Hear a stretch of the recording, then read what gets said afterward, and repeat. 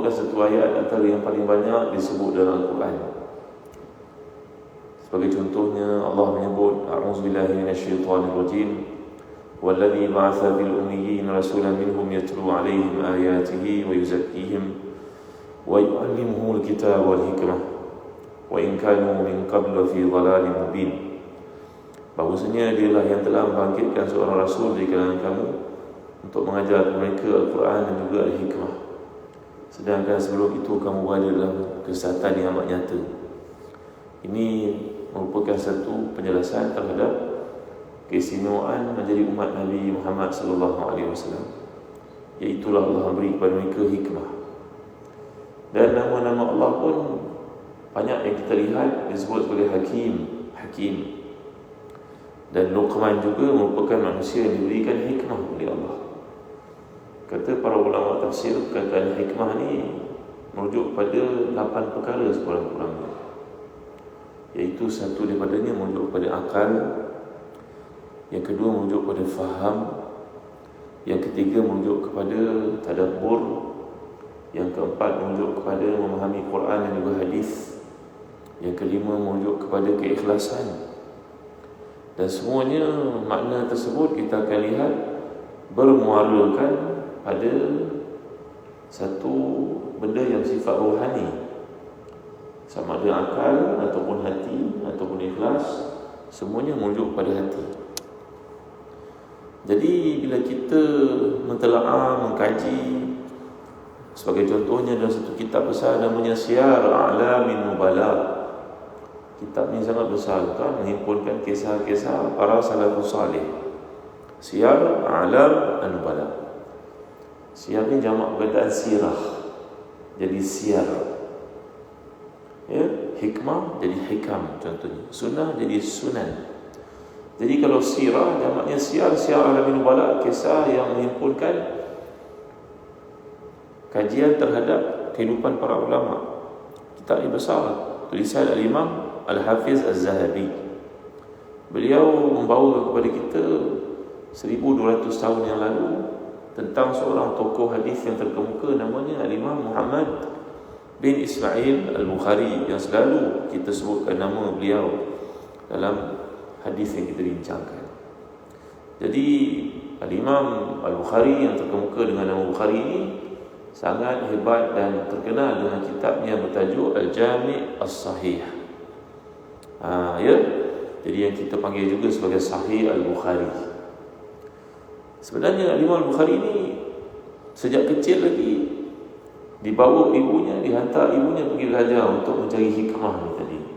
Kerana kita dah sebut hikmah ni satu benda yang bersifat hati.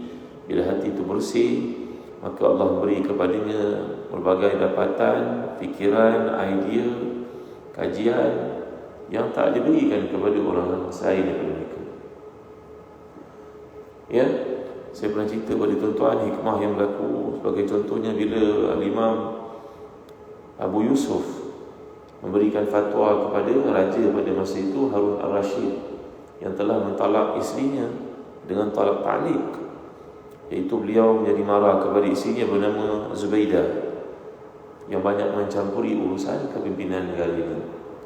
Maka Harun Rashid telah berkata, engkau ni jatuh talak kalau engkau tidak keluar daripada negara aku dalam masa 24 jam, sehari semalam.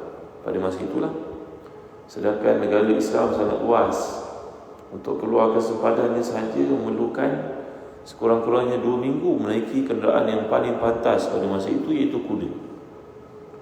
Maka nampak gayanya Zubaidah jatuh talak. Semua ulama bersepakat demikian, talak ta'liq. Tuan-tuan, lalu mereka semua mengatakan memang habis. Imam ni mengatakan, para imam pada masa itu mengatakan jatuh talaklah wanita yang mulia ini. Zubaidah ni seorang wanita yang hebat, punya peranan banyak dalam Islam. Tapi kerana satu hari dia membuat keputusan mendahului raja, tuanku pada waktu itu menjadi marah dan kemudian dia menyesal. Maka semua ulama yang ada memfatwakan perempuan ini jatuh talak, Maisuri ini jatuh talak, kerana memang tidak ada pilihan. Dia akan stay dalam negara, nak keluar daripada kesempadan masa 2 minggu. pasti 24 jam, satu hari satu malam itu akan berlalu, dia tidak berjaya keluar dari negara ini, luasnya negara pada masa itu. Tiba-tiba tuan-tuan dimuliakan Allah sekalian, Abu Yusuf merupakan seorang ulama terkemuka dalam mazhab Hanafi, anak murid kanan kepada Abu Hanifah yang telah wafat, membacakan ayat-ayat wa annal masajida lillahi fala tad'u ma'allahi ahada, yang maksud sesungguhnya masjid itu milik Allah, jangan ada siapa pun klaim masjid itu miliknya. Masjid milik Allah. Once kita buat saja masjid, tak ada siapa boleh menamakan masjid itu, mengatakan dia miliknya, tidak boleh. Masjid terus milik Allah SWT. Maka siapa yang masuk dalam masjid, berarti dia telah keluar dari sempadan negara Islam. Semua orang baca ayat itu, yang hafaz Quran, menghafalnya, membaca yang imam bacanya, tapi kita tak pernah terfikir begitu maksudnya. Maka Abu Yusuf telah memberikan satu pandangan yang menampakkan kebijaksanaan. Ini namanya hikmah yang tersembunyi pada ayat yang tersirat, yang tersurat di sebalik yang tersirat itu. Ini namanya hikmah, tuan-tuan. Kebijaksanaan yang lahir kerana interaksi yang sangat berkualiti dengan Allah SWT. Jadi sejak kecil Imam Bukhari ini memang datang ke majlis-majlis ilmu di atas semangatnya sendiri, bukan paksaan orang. Ibunya hanya mendorong, memberi kepadanya semangat, menunjukkan kepadanya arah. Nah, kalau kau pilih akhirat, Allah beri kau dunia. Kalau kau pilih dunia, belum dapat, tentu pada akhirat. Pujukan, ajakan, usaha yang tak berhenti-henti daripada ibu ini membuahkan hasil. Maka Muhammad, anak kecil ini, sejak kecil sudah minat kepada majlis-majlis ilmu. Maka antara tokoh hadis yang didatangi oleh Imam Bukhari, seorang bernama Al-Imam Ad-Dakhili. Pada satu hari, ketika semua manusia, ramai orang mendengar kuliah Al-Imam Ad-Dakhili ini, maka Ad-Dakhili tersilap membaca hadis. Beliau berkata, Sufyan daripada Az-Zubair, daripada Ibrahim. Ini rantai hadis, tuan-tuan. Kalau orang belajar hadis, dia faham, tak boleh terbalik. Dia mesti susunannya macam tu. Kalau dibaca lain daripada itu, berarti keliru ataupun terbalik ataupun tersilap. Imam Bukhari pada masa itu berusia 11 tahun. Dia melihat gurunya mencari-cari dalam keadaan tak menemui jawapan itu, tersilap tersebut, dan mencari-cari yang betul. Maka Imam Bukhari dengan penuh kesopanan meminta izin kepada tuan gurunya untuk berikan pandangan. Usianya baru 11 tahun pada masa itu. Lalu beliau berkata, tuan guru, di sini berlaku kekeliruan. Sebenarnya macam ni, macam ni, macam ni. Zubair tidak pernah meriwayatkan hadis daripada Ibrahim. Mendengar teguran itu, gurunya membentak, marah dia, tuan-tuan. Kerana dia merasakan dirinya dihina di hadapan orang ramai. Ada setengah guru yang macam tu, ya, built-in karakter dia memang tak suka orang tegur. Silap aku punya hal lah, yang kau tegur saya sibuk buat apa, ya. Namun Imam Bukhari tetap yakin dengan ucapannya, dengan mengatakan, tuan guru, eloklah tuan guru rujuk semula. Ad-Dakhili segera masuk ke dalam tempat pengkajiannya dan merujuk kitab catatannya. Tidak lama kemudian dia pun keluar dan bertanya, macam mana yang betul? Dia tanya kepada Imam Bukhari, anak berusia 11 tahun ni. Bukhari menyebut dengan mengatakan sanad sebenarnya daripada Zubair bin Adi, bukannya Abu Az-Zubair, daripada Ibrahim. Dakhili mengambil pensil, memperbaiki kitabnya dan berkata, engkau betul wahai anakku, engkau betul. Anta muhiqqun ma'aka haqqun. Tengok adab guru ini, walaupun peringkat awal dia marah, tapi bila mendengar kebenaran itu menyebelahi budak kecil itu, dia lekas mengiyakannya, tuan-tuan dimuliakan. Dan jangan kita terkejut ya, ini bukanlah satu kisah pertama dan terakhir dalam hidup Imam Bukhari. Ketika beliau sampai di Baghdad, mereka yang ada di Baghdad itu telah mendengar kemasyhurannya, menghimpunkan 10 orang ahli hadis yang hebat untuk mengelirukan Imam Bukhari dengan menyebut sanad yang salah. 10 orang Masing-masing menyebut 10 sanad yang salah. 10 kali 10, 100. Dan menanyakan perkara itu kepada Imam Bukhari. Imam Bukhari mengatakan, aku tidak tahu. Pertama bertanya, Imam Bukhari kata, aku tidak tahu. Aku tidak tahu. 10 orang, Imam Bukhari yang mengatakan aku tidak tahu. Lalu mereka pun di belakang berkata, tengok dia tidak tahu apa-apa. Yang peliknya selepas itu, tuan-tuan, Imam Bukhari bukan membetulkan sanad yang salah itu. Imam Bukhari menyebut 10 yang salah itu untuk dibetulkan dengan yang sebenarnya.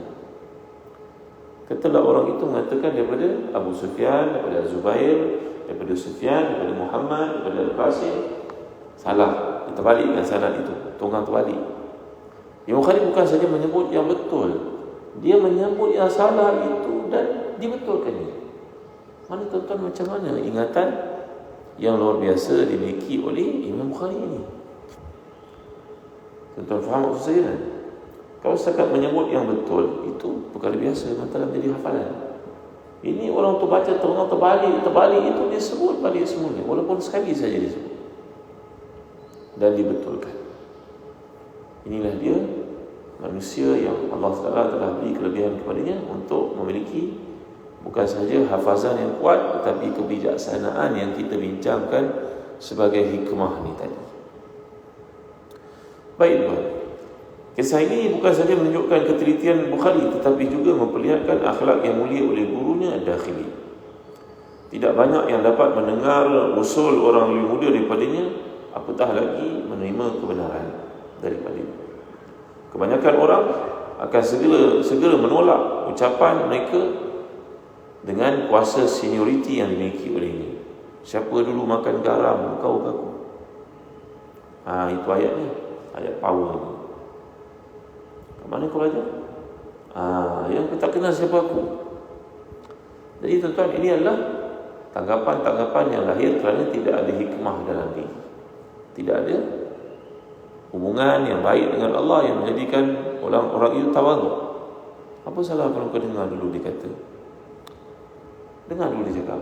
Mungkin ada kebenarannya. Ya, orang seperti ini memiliki persepsi keliru tentang kebenaran dengan menggandingkan kebenaran dengan usia. Bahawa yang tua mesti benar, yang muda tak semestinya benar. Persepsi ini selalu melahirkan sikap tertutup dan memaksa kehendak orang lain mengikutinya. Betapa banyak ibu bapa yang bersedia mendengar saranan anaknya. Betapa banyak yang berusaha mengambil tahu apa yang anak itu hendak dengan sebenar-benarnya. Kalau dulu-dulu kita disuruh oleh ayah ibu kita, kita ikut. Tak boleh nak bantah. Cerita 30-40 tahun lalu. Kalau diminta kita masuk dalam bidang ni, belajar bidang ni, ikutlah. Memang tak ada harapan nak lawan. Betul. Tapi kalau zaman sekarang dengan begitu besar peluang dan juga macam-macam anak kita punya expose kepada dunia, boleh tak agak-agak paksa lagi? Tak ayah anak kau jadi doktor juga. Tak, macam mana kau jadi doktor? Ayah doktor, mak kau doktor, kau pun doktor juga. Boleh tak? Banyak kes yang telah dirujuk pada ini, bahawa anak-anak yang jadi doktor itu dia tak minat jadi doktor sebenarnya, walaupun dia pandai.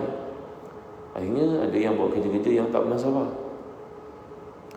Yang satu cerita untuk ambil pengajaran, tuan-tuan ni pengajaran saja, kerana ibu bapa ni pun membenarkan, diceritakan kepada orang ramai bahawa ayah ibu yang sangat hebat dari sudut ilmu perubatan ini nak anak jadi doktor juga. Anaknya pun skor 4 flat sampai nak masuk tahun lahir, nak pergi ke klinikal. Ayah ibu ni sudah benarkan, diceritakan pengalaman ini. Akhirnya anak ini mengambil usaha untuk murtad. Kerana dia hidup dia dengan tekanan tak habis-habis. Ayah nak, mak nak, ayah nak, mak nak, apa yang saya dapat hidup ni? Tak terkena bangunan pun ada, tuan-tuan. Yang keluar dan hilangkan diri, macam-macam cerita. Kerana dunia sudah pun berubah. Kita gagal untuk menjadi pendengar yang baik pada masalah-masalah orang di hadapan kita. Kadang-kadang anak sendiri pun kita tak mau dengar masalah dia. Tak, ayah lu tak macam tu, ayah lu macam ni. Kau ni kau ayah lah. Kita cerita 40 tahun dulu tuan-tuan. Suasana amat beza daripada hari ini. Nampak tak tuan-tuan yang boleh nampak sekali. Jadi kebanyakan orang yang begitu tidak memerlukan saranan, cadangan daripada orang lebih muda. Ya, itulah sebabnya mereka sentiasa merintah. Namun mereka tidak mampu untuk mendengar luahan hati orang yang lebih muda daripada ini. Orang lebih muda daripada ini. Sikap ini tentu saja tidak sihat. Walau sepandai mana sekalipun seseorang itu, dia tetap terbuka kepada kesalahan. Oleh itu, haruslah terbuka dan mendengar saran daripada orang lain, walaupun orang itu lebih muda daripada ini. Satu kisah yang dirujuk tuan-tuan sebagai panduan untuk kita juga berlaku kepada seorang bapa yang cemerlang. Saya pilot besar. Pilot. Cerita pilot dalam 20 tahun lalu. Terbang ke mana-mana, pergi ke mana-mana, allowance besar, kehidupannya mewah. Ni hamba Allah ni bercerita. Kadang-kadang ada yang kehidupan seperti ini, Ustaz, tak senang dengan isteri cerai, kahwin baru. Bila ramai potential partner yang boleh jumpa dalam hidup. Ni pilot yang bercerita tuan-tuan. Walau bagaimanapun saya pisah daripada isteri saya, ni dia pun membenarkan untuk cerita ni dibawa supaya jadi pengajaran kepada orang. Saya bukan cerita benda ni nak redahkan aib orang tuan-tuan ni. Dia minta untuk diceritakan untuk ambil pelajaran. Saya nak anak saya pun jadi pilot. Saya belajar kat US engineering. Balik masuk flying school, pada masa itu senang, maka dapat jadi pilot. Sekarang saya buat kapal terbang yang paling hebat. Pada masa itu dia bercerita. Maka anaknya pun masuk engineering school, keluar nanti kena jadi pilot juga. Tapi anaknya itu tidak suka dalam hati, tak suka tuan. Tapi ayah nak, dia buatlah. Maka bila sepanjang 10 tahun selepas pisah daripada isinya yang dengan anak lelaki itu, maka isinya pun berkahwinlah dengan lelaki lain, orang bukan Islam masuk Islam. Maka anak itu terombang-ambing kerana ayah tirinya itu faham Islam setakat mana, ibunya pun tak bersungguh-sungguh. Anak itu masuk sebuah universiti. Kat universiti dia berkawan dengan kawan-kawan yang bukan Islam. Maka hidup terombang-ambing. Pada satu hari ketika pilot ini bertemu dengan anaknya pada hari raya, dan kemudian Tuan Imam berkata kepadanya, "Tuan tahu ke, anak tuan ni dia mengatakan kepada saya dia nak keluar Islam." Betul ke? Maka dia pun berjumpa dengan anaknya, panggil anaknya, cakap pada ex-wife-nya itu, "Kenapa biarkan anak kita macam tu?" Saya mana tahu, saya sibuk bekerja. Kami tak hantar dia ke sekolah, tak bagi dia pendidikan Islam. Itu bukan urusan saya, urusan awak. Dah bergaduh, bertelaga pula. Akhir kali suami ni menggagahkan diri, panggil anak lakinya. Tanya betul-betul, "Kamu Islam ke bukan Islam?" Jawapan anak ini, "Saya sudah pun merasakan saya bukan orang Islam sejak tinggal terima lagi sebenarnya." Tinggal terima? Kamu sekolah asrama penuh dulu kan? Ya, orang semua jadi baik kat asrama penuh, kamu jadi sebaliknya. Sebab dia berkawan dengan seorang cikgu yang bukan Islam. Cikgu tu banyak menceritakan kepada dia. Dia rasakan cikgu itu lebih mendengar dia daripada ayah dia yang jumpa hanya pada hari raya saja. Tuan pilot ni pun rasa sangat terkejut, tak tahu nak buat apa. Dia kata pada anak dia, "Baiklah kau baliklah. Ayah takut malam-malam ni kau tidur sini, ayah tembak kau, ayah ada pistol. Ayah tembak kau langkah. Ayah tak sangguplah dengan kau cakap. Apa ni orang tu?" Marah dia.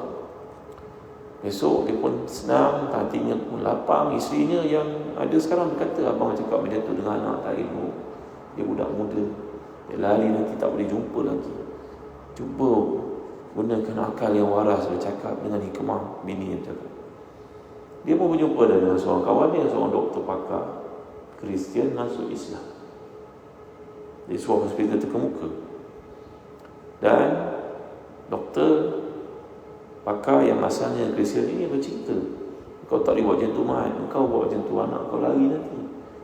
Sebenarnya aku telah mengkaji beza Islam dengan Kristian itu sebab aku masuk Islam.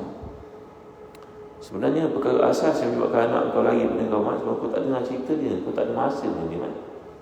Beginilah, Mat, aku cadangkan kau ambil cuti. Kau dengan dia saja, tinggalkan isteri kau, anak-anak yang lain yang kecil-kecil, bawa ni pergi perjalanan dari utara ke selatan. Kau berdua je dengan dia. Dalam perjalanan kau jangan cerita apa ketuhanan, kerana kau memang tak erti. Kau hanyalah membawa kapal terbang, kau tak erti bincangan agama ni. Kau mengikut pun kau ikut-ikut, kau tak ada mengkaji kan. Aku mengkaji. Sekarang kau bawa kereta, berhenti kat masjid, agak dia semayang. Berhenti kat hotel, tidur dengan dia. Anak lelaki kau kan tidur dengan dia. Cakap dengan dia, katalah nama dia Fulan, Fulan, ayah saya kat kau. Fulan, ayah minta maaf lah Fulan, 20 tahun kau besar jauh daripada ayah. Kau dah masuk universiti, memang ayah tak sempat nak. Ayah sayang kat kau. Ayah jumpa kau hari raya, betul. Ini kelemahan ayah. Ayah tak sempat nak dengar kau cakap. Ayah bagi kau duit dengan harapan cukup sekali rupanya agama ayah tak letak apa-apa pada kau. Mengharapkan cikgu mengajar kat sekolah cukup. Itu yang kau cakap. Kau tak payah cakap agama. Nanti lagi dijawab dengan kau. Tuan-tuan, dia pun ambil cuti, bawa anaknya menaiki kereta beliau dari utara ke selatan, balik semula ke rumah. Dia tak cakap apa-apa, bawa cakap sayang, ayah sayang kau nak, ayah minta maaf lah 20 tahun tak dah bersama dengan kau. Mak kau jaga, ayah ingat mak kau hantar sekolah agama, bagi pendidikan agama cukupnya, kau punya tidak. Ya, nasib belum jadi bubur. Ayah akan cari cara nak macam mana boleh kembali dengan kau lah harapan ayah.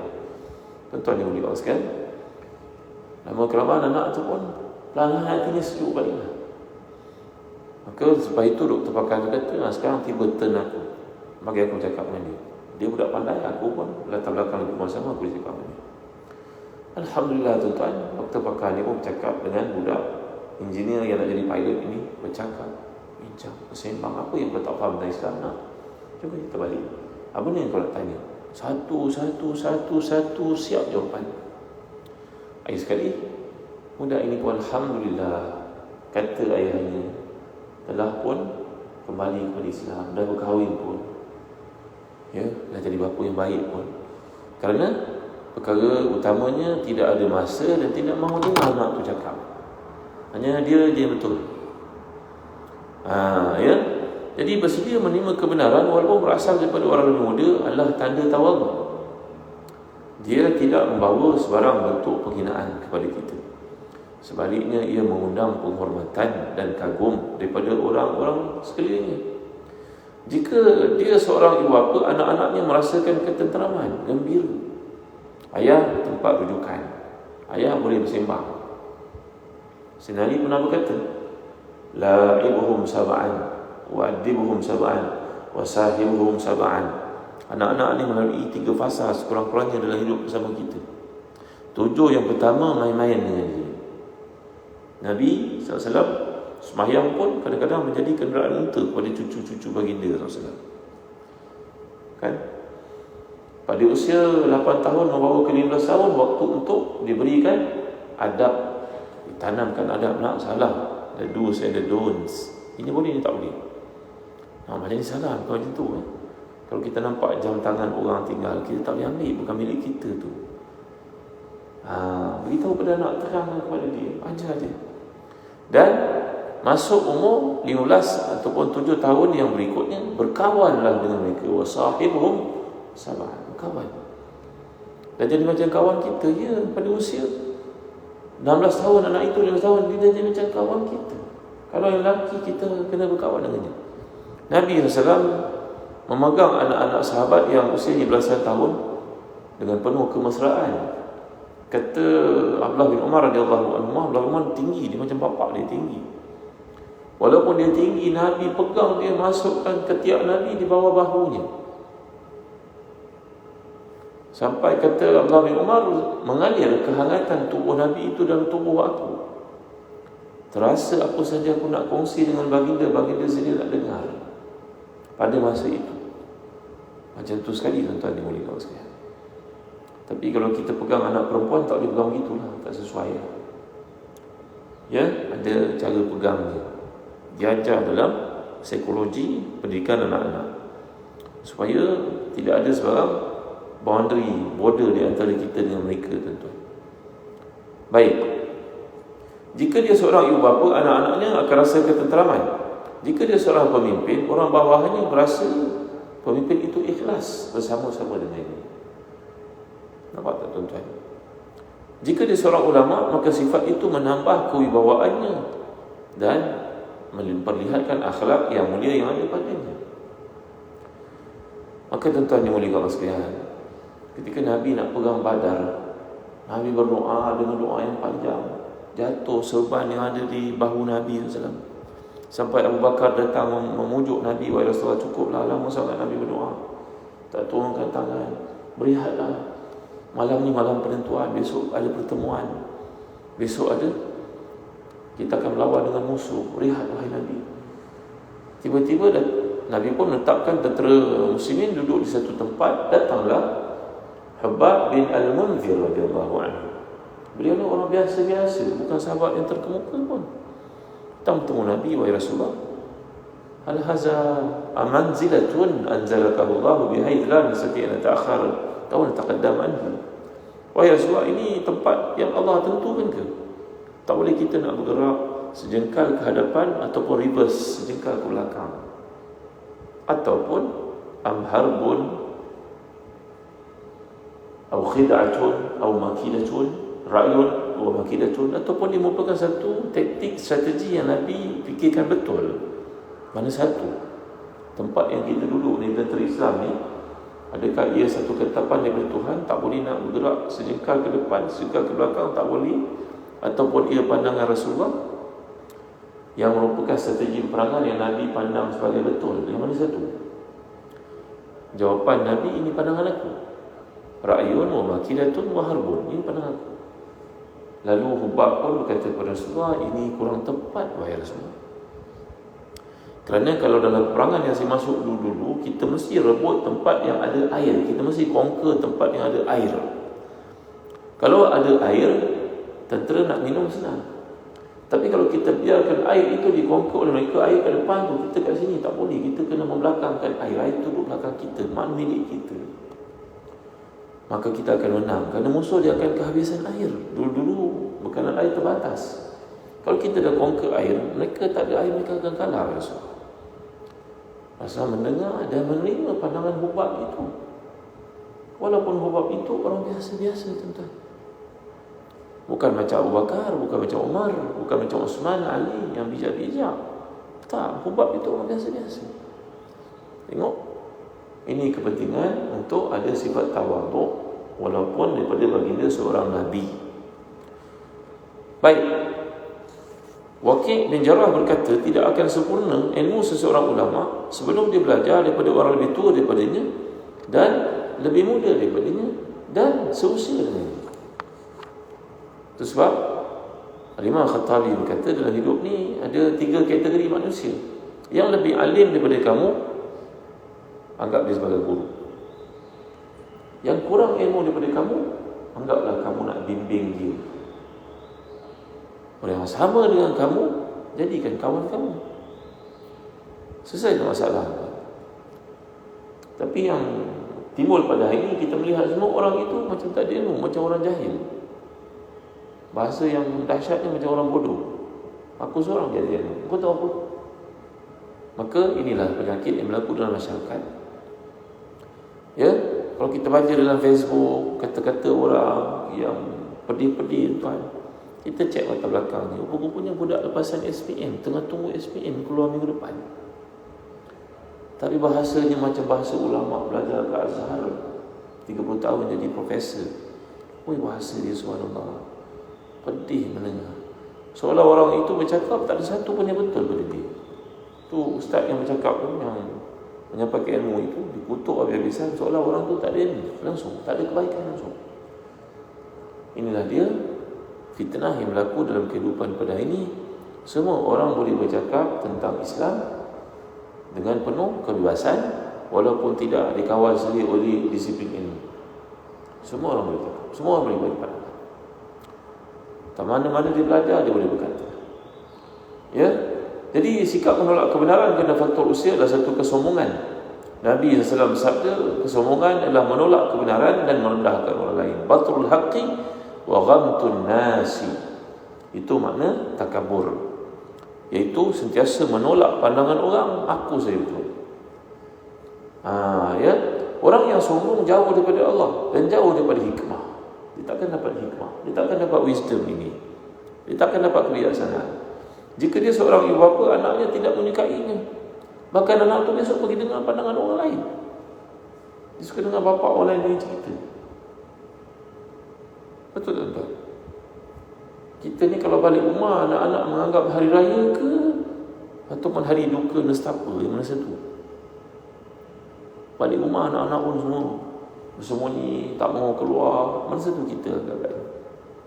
Ni guru kami Dr. Ratib Nabulisi berkata, kalau kita balik anak-anak raikan, apa khabar, okey, sembang-sembang seronok, itu tanda kebaikan lah tuan-tuan. Tapi kalau kita ni balik anak-anak buat tak peduli, buat je lari daripada kita, mana something wrong lah dengan kita tuan-tuan. Kena repair benda ni.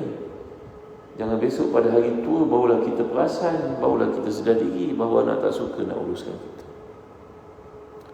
Ya tuan-tuan yang mulia Allah sekalian. Baik, jika dia seorang pemimpin, maka orang bawahannya akan merasa tertekan dan selalu mencari alasan untuk melarikan diri. Aku terpaksa je ke sini, kalau aku ada pilihan aku belah je. Sebaik aku tak ada kerja lain. So dia kerja dengan penuh rasa stressful, kerana dia tak ada pilihan. Sian tuan-tuan. Ya, jika dia seorang ulama, semua orang akan membencinya dan ilmunya tidak berguna kepada sesiapa pun, melainkan kepada pengikut-pengikutnya yang taksub saja. Jadi siapa yang mengkaji sirah, sejarah akan melihat bahawa masyarakat Islam generasi awal sangat menghargai bakat orang-orang muda. Mereka menghargai suara dan semangat orang muda walaupun macam mana sekalipun. Sebab itu Nabi pernah menjadikan Attab bin Usaid menjadi pemimpin kota Mekah padahal usianya baru 17 tahun. Baginda juga pernah mengangkat Usama bin Zaid menjadi ketua tentera, dan dalam rombongan tentera itu ada Abu Bakar dan Umar yang merupakan sahabat terkemuka dan famous, sedangkan usia Usama baru 20 tahun pada masa itu. Nabi hantar tentera untuk lawan Rom, Usama jadi ketuanya. Abu Bakar, Umar duduk bawah, Usama duduk atas kuda. Tiba-tiba dalam perjalanan pergi itu Nabi gering dan Nabi wafat. Maka umat Islam pun mengangkat Abu Bakar menjadi khalifah. Abu Bakar telah minta kepada Usama, ketua tentera itu, untuk membenarkan membawa pulang Umar ke Madinah, kerana Abu Bakar perlu kepada regu berfikirnya. Usama, Rasulullah melantik engkau menjadi ketua. Engkau ketua kepada kami semasa Rasulullah tiada dalam perjalanan ini. Tapi aku telah lantik menjadi khalifah orang Islam. Aku perlukan Umar ini. Adakah kau benarkan dia untuk aku bawa Umar pulang ke Madinah? Kerana aku perlukan regu berfikir. Rasulullah dah tak ada. Macam tu tuan-tuan. Penghormatan kepada orang muda, diberi peluang untuk memimpin walaupun usia 20 tahun. Kalau kita fikir apa 20 tahun dia tahu, universiti pun belum ada dia lagi, kan? Tapi inilah dia hikmah yang tidak mengenal usia. Hikmah adalah satu yang Allah campakkan dalam hati orang yang ikhlas. Nabi kenal orang-orang yang hikmah ini sebab Nabi angkat orang-orang seperti itu sallallahu alaihi wasallam. Sayyidina Umar pun buat benda yang sama. Sayyidina Umar bila nak angkat tentera, sembahyang hajat, bangun tahajud, fikir Allah siapa nak angkat dia, minta mesyuarat daripada sahabat-sahabat, siapa lagi yang tinggal.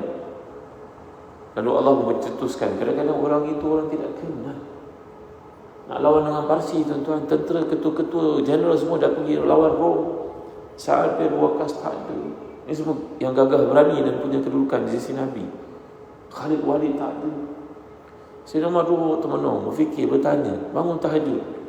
Tiba-tiba muncul nama seorang Nu'man bin Muqarrin radhiyallahu anhu. Nu'man bin Muqarrin. Semua orang terkejut. Kenapa kami tak fikir dia? Betul lah, dia tegak, kuat, berani, tak pernah lari. Nu'man bin Muqarrin, ya. Semua mengiyakan, semua tak terfikir kan.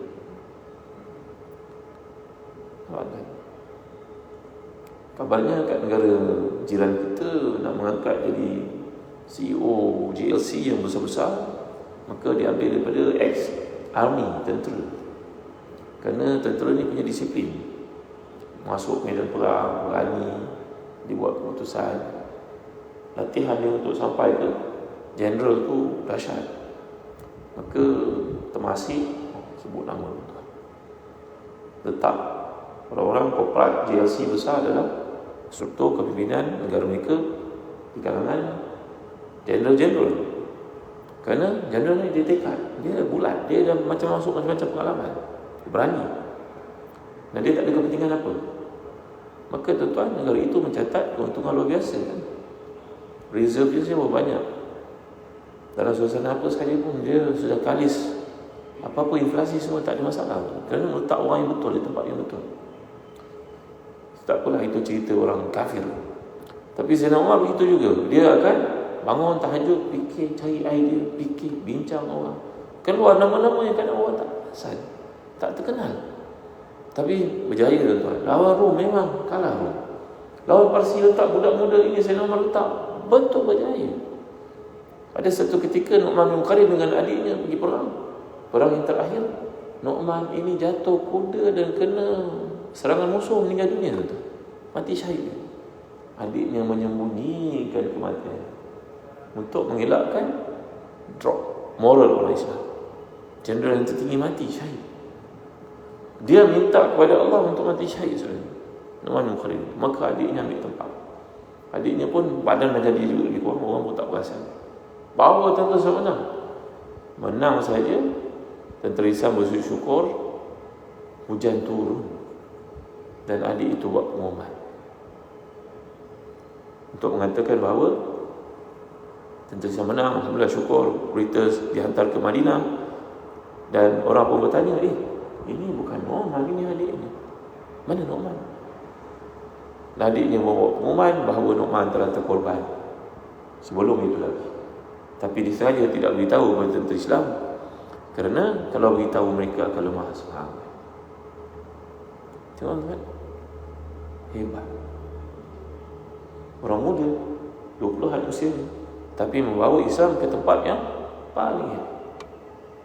Orang tua kita perlukan pengalamannya, tapi kadang-kadang energinya sudah tidak seberapa, dan dunia pun berubah. Ketajaman idea pun dah tak sama dengan orang muda. Itu tuan-tuan yang dikasihi. Imam Bukhari meriwayatkan satu ketika para anggota Majlis Mesyuarat yang lebih tua tidak setuju dengan Khalifah Umar, kerana Umar radhiyallahu anhu memanggil Abdullah bin Abbas yang merupakan orang muda untuk masuk dalam mesyuarat-mesyuarat penting. Ya, maka Sayyidina Umar pun mendengar kata-kata itu, tidak bersetuju. Kenapa ajak Abdullah bin Abbas, budak muda ini, ramai lagi orang muda, anak saya pun sebaya dengan dia. Maka Sayyidina Umar pun berkata, aku mendengar macam-macam kata tentang Abdullah bin Abbas yang aku masukkan dalam program mesyuarat majlis tertinggi ini. Bukan aku dengar, bukan aku tak dengar, aku dengar. Baik, sekarang mari kita bincang sama-sama, kita berdiskusi tentang ayat Allah ini. Bismillahirrahmanirrahim. Idza jaa nasrullahi wal fath wa ra'aitan nasa yadkhuluna fi dinillahi afwaja fasabbih bihamdi rabbika wastaghfir innahu kana tawwaba. Cuba bagi tafsiran. Seorang mau berkata ini tanda kemenangan agama Allah, nanti orang semua masuk Islam ramai-ramai, maka banyak akan bertasbih kepada Allah, bersifar kepadanya, Allah menerima taubat. Yang kedua sama, 3, 4, 5, 6, 7, 8 semua sama, Islam menang. Semua cerita yang menarik dia. Lalu Sayyidina Umar kata, dah ada pandangan lain tak ada? Ini orang yang kamu tanya kenapa aku ajak dia masuk dalam program kita kan, diskusi kita kan. Ni Abdullah bin Abbas. Usianya belum 2 tahun lagi tuan-tuan pada masa itu. Wahai Abdullah, cuma kau cakap ayat masuk apa? Abdullah bin Abbas berkata, ayat ini menandakan kematian Rasulullah. Satu ayat dia tuan-tuan.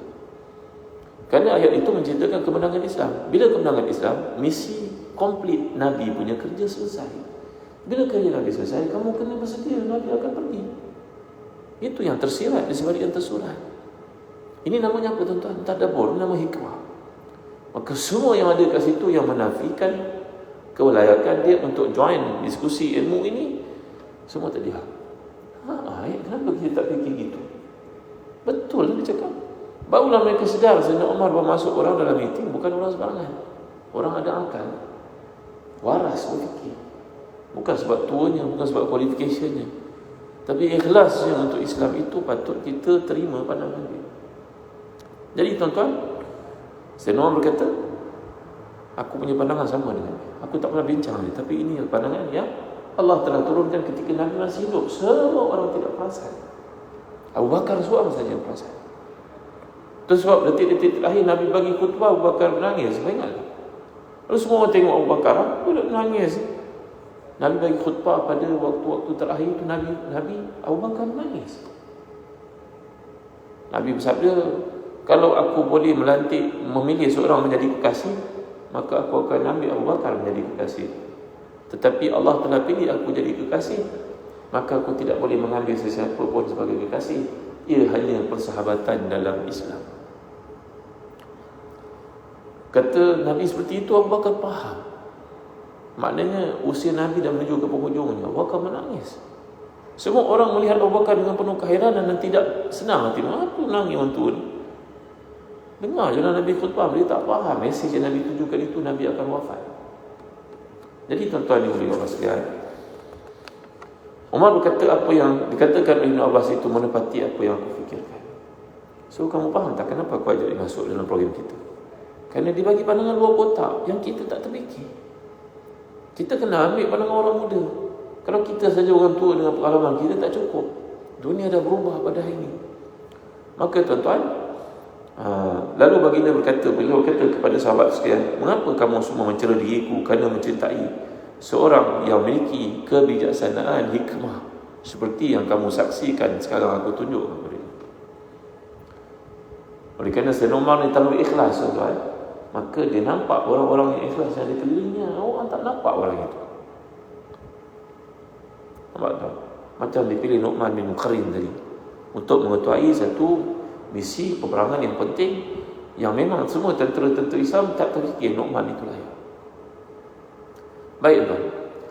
Jadi tua tidak selalunya matang dan muda tidak selalunya mentah. Hikmah ada di tangan Allah. Dia beri kepada siapa yang dikehendaki olehnya.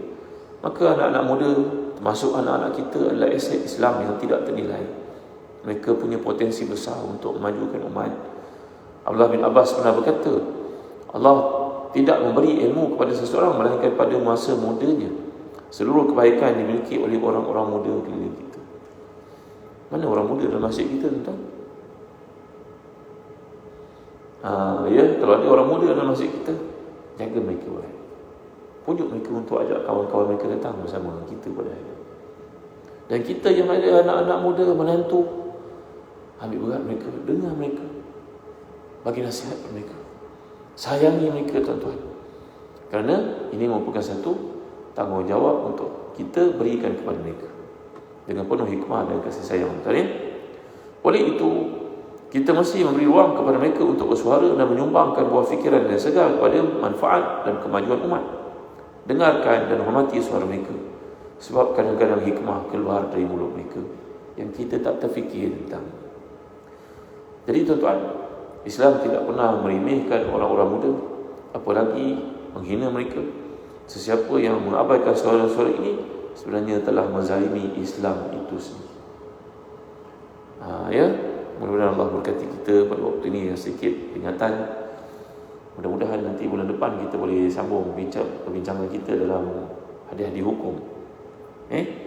Mudah-mudahan Allah beri kepada kita kesempatan untuk membimbing, memupuk, nyuburkan iman dalam diri anak-anak muda kita, dan pingin mereka dengan penuh kasih sayang, ajak mereka datang ke masjid. Pujuklah mereka, buat apa cara sekalipun yang boleh menambat hati mereka dengan masjid, kerana kebaikan ada pada mereka sebenarnya. Imam Ghazali berkata kan, kalau kau lihat orang tua lebih tua daripada kamu, katakan kepada dirimu, orang ini banyak amal salih, aku besok tak tahulah boleh beramal macam dia atau tidak. Kalau kita nampak orang muda, mungkin orang muda itu melakukan kesalahan, mungkin dia tidak menuntut amalan, mungkin dia tak sembahyang, tapi kita kata pada diri kita, orang ini masih muda, dia punya banyak peluang untuk jadi baik. Esok lusa kalau dia jadi baik, agaknya jauh lebih baik pada aku. Tuan-tuan, kerana kita dengar artis kan, saya pun tak mengenali sangat mereka, tuan-tuan, tapi kerana terbaca artis antarabangsa, Ada seorang dari Jordan, lagu-lagunya hit sampai masuk ke dunia besar, barat pun mengagumi suaranya, lirik.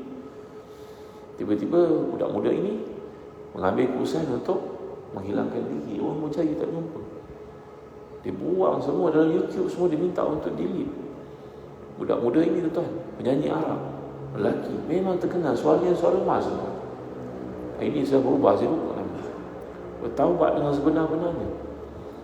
Ya, tuan-tuan yang mulia Allah sekalian. Jadi dalam hidup, orang muda yang buat kesilapan, kita bimbing, tarik, pujuk. Sentiasa ada ruang untuk penambahbaikan diri. Jangan jadi macam anak sahabat yang digambarkan tadi, jauh. Kerana ayah ibunya tak peranan untuk memujuk dia, mengajak dia, betulkan apa yang silap dia, mendengar luahan hati dia. Kalau orang ini bukan anak kita, satu hal. Tapi kalau anak kita amat malam, tuan-tuan, kalau begitu keadaannya, kita datang ke masjid tapi anak kita masih lagi jauh, kita pun tak ada usaha untuk mendekatinya, betulkannya, menegurnya.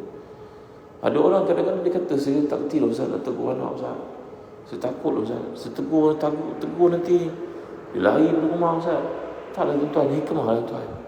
Bincang ke, tanya dengan orang ke, tak sepatutnya kita malu tau untuk dapat nasihat daripada kaunselor yang betul tau. Kalau ada isu-isu macam ni, macam kawan tadi pilot, dia dengan bangganya bercerita, saya pilot, Ustaz ceritalah cerita kebodohan saya dalam diri anak ni tadi walaupun saya pilot, sehingga saya terpaksa dapatkan nasihat daripada seorang kawan saya muda, dia seorang Kristian masuk Islam, doktor pakar. Dia dapat mengajak balik semula, mendidik, membimbing balik. Tak salah tuan-tuan, dapatkan nasihat, bagi pandangan, kongsi-kongsi. Ya, kita seseorang kadang-kadang tak ada idea. Orang Arab kata anta kathirun bi ikhwanika, engkau jadi kuat dengan sebab teman-teman kau. Siapa lagi kalau orang bukan kat masjid?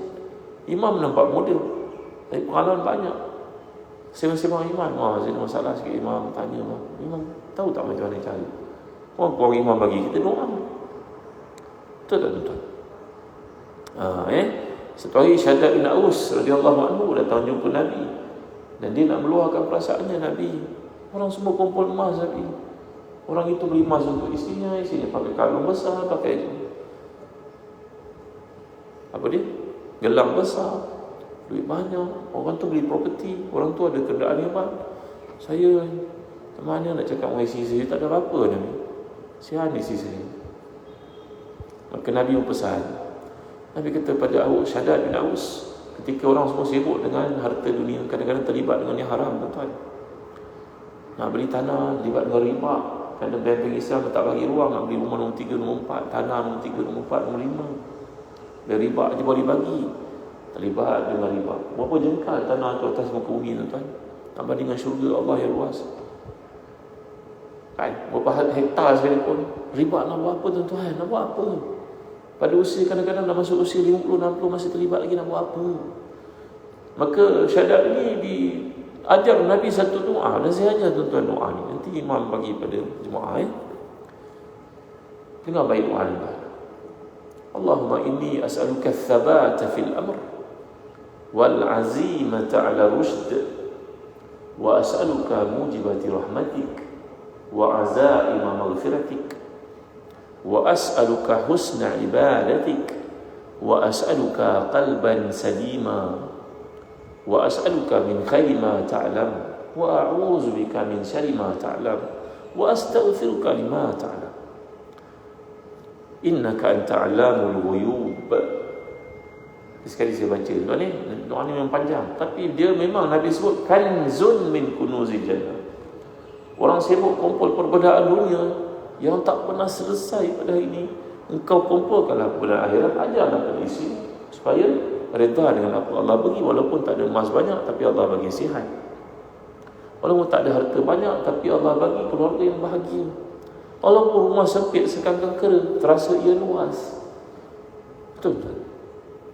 Saya baca panjang doa ni, betul. Tapi nak perbandingan akhirat, baca doa ni. Lebih daripada emas, perak, harta yang orang miliki pada hari ini.